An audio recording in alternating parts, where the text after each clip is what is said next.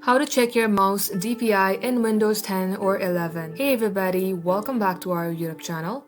In today's video, you will learn how you can check your DPI of your mouse.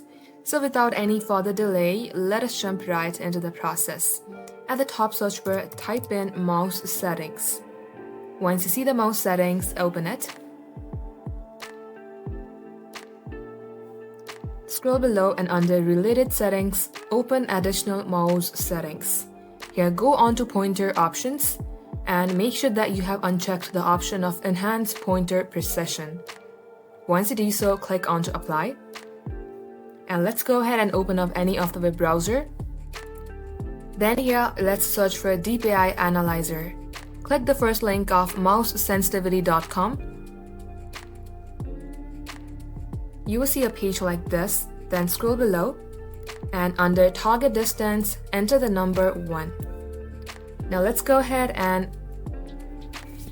now go ahead and move your mouse to 1 inch. Start from this target button and take it to 1 inch.